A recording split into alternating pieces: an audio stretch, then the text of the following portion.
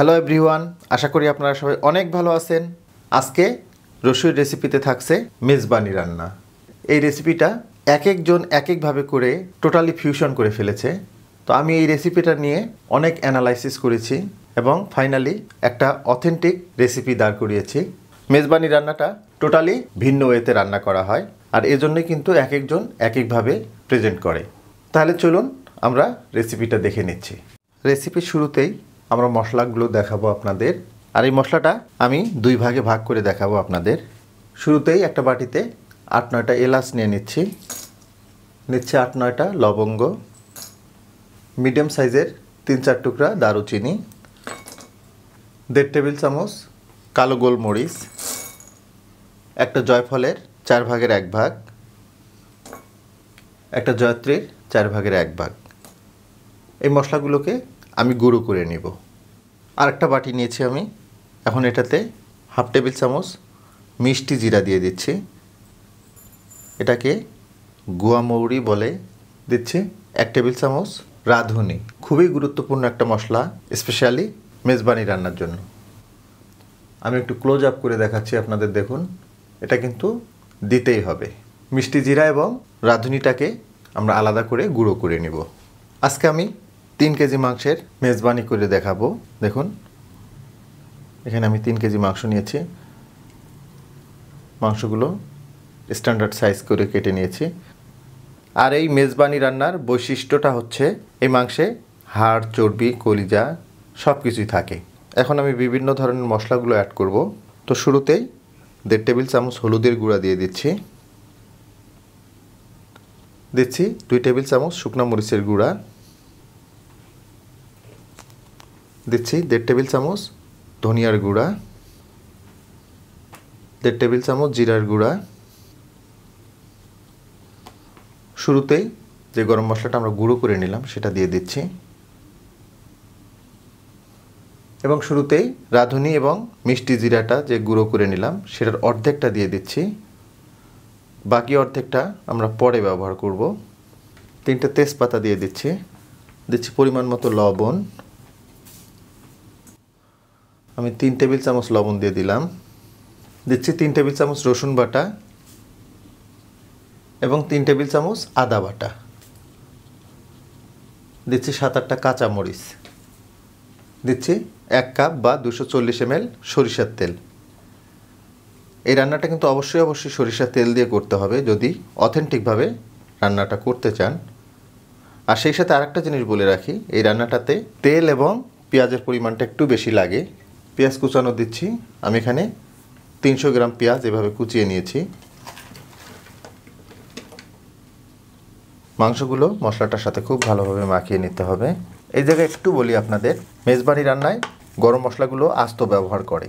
এর পিছনে কারণও আছে, যেহেতু তারা একসঙ্গে অনেকগুলো মাংস রান্না করে, সেই ক্ষেত্রে আস্ত মশলা দিলেও খুব সুন্দর একটা ফ্লেভার আসে।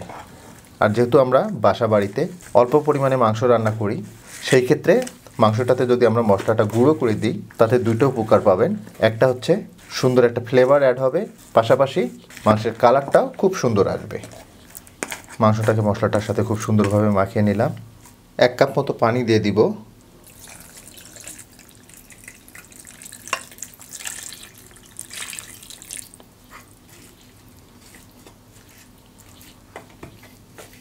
এখন আমরা পাতিলটাকে চুলায় বসিয়ে দিব। পাতিলটাকে আমি চুলায় বসিয়ে দিয়েছি। এখন ঢাকনাটা লাগিয়ে দিব। হাই হিটে মাংসটাকে আগে 10 থেকে 15 মিনিট আমি রান্না করে নেব। প্রথম 10-15 মিনিট মাংসটাকে আমি হাই হিটে রান্না করে নিলাম। দেখুন মাংসটা থেকে অনেকটাই পানি ছেড়ে দিয়েছে।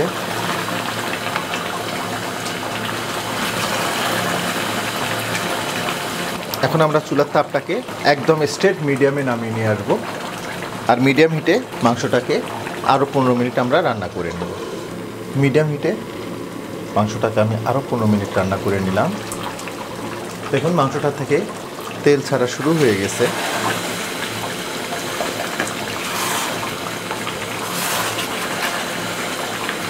অলরেডি চমৎকার একটা কালার চলে আসছে। এই জায়গাটাতে একটা জিনিস বলি, এই সময়টায় মাংসটা একটু চেক করে দেখবেন মাংসটা কতটা সিদ্ধ হলো। যদি দেখেন মাংসটা ভালোভাবে সিদ্ধ হয়নি, তো সেই ক্ষেত্রে একটু পানি অ্যাড করবেন, তবে পানিটা অবশ্যই গরম পানি হতে হবে। যদি মাংসে ঠান্ডা পানি দেওয়া হয় তাহলে এর কিন্তু টেন্ডারনেসটা চলে যায়। তো আমারও মনে হচ্ছে মাংসটা একটু সিদ্ধ কম হয়েছে, তো আমি একটু পানি অ্যাড করব। জাস্ট 1 কাপ মতো আমি গরম পানি দিব।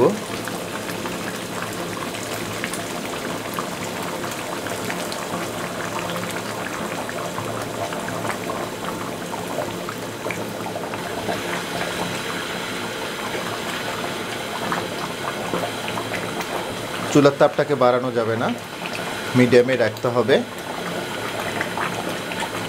মিডিয়াম হিটে মাংসটাকে আরও 15 মিনিট আমি রান্না করে নিব। মিডিয়াম হিটে মাংসটাকে আরও 15 মিনিট আমি রান্না করে নিলাম।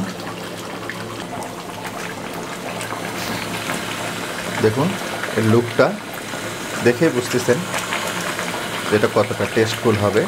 এখন দিয়ে দিচ্ছি সেই অবশিষ্ট রাঁধুনি এবং মিষ্টি জিরার যে গুঁড়াটা ছিল সেইটা। প্রশ্ন করতে পারেন এই মশলার গুঁড়োটা শেষে কেন দিলাম।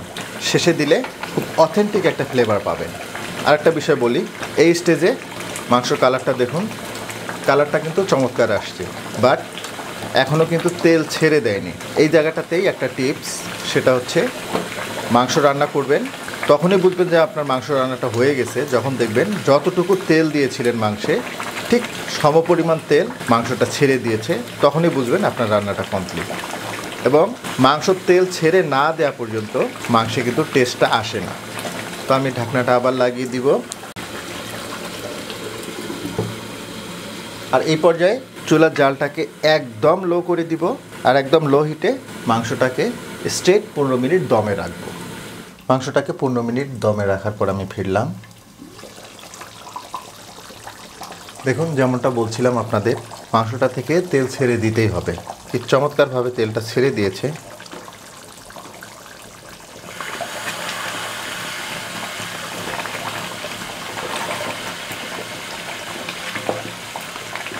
দেখুন এর গ্রেভিটা কত চমৎকার একটা গ্রেভি, এরকম থাকবে। চুলার জালটাকে বন্ধ করে দিচ্ছি। দেখুন মেজবানির এই কালার, এই টেক্সচার দেখেই বুঝতেছেন যে এটা কতটা টেস্টফুল হবে। আশা করব মেজবানির এই রেসিপিটা আপনাদের অনেক ভালো লাগবে, আর ভালো লাগলেই কিন্তু আমার সার্থকতা। যদি ভালো লেগেই থাকে তাহলে রিকোয়েস্ট করব লাইক, শেয়ার এবং কমেন্ট করার জন্য। আর আপনি আমার চ্যানেলে নতুন হয়ে থাকলে রিকোয়েস্ট করব আমার চ্যানেলটাকে সাবস্ক্রাইব করার জন্য। তো আজকে এ পর্যন্তই, আবার নতুন কোনো রেসিপি নিয়ে আপনাদের সামনে আসব। সে পর্যন্ত সবাই অনেক ভালো থাকবেন, সুস্থ থাকবেন, নিরাপদ থাকবেন। আল্লাহ হাফেজ।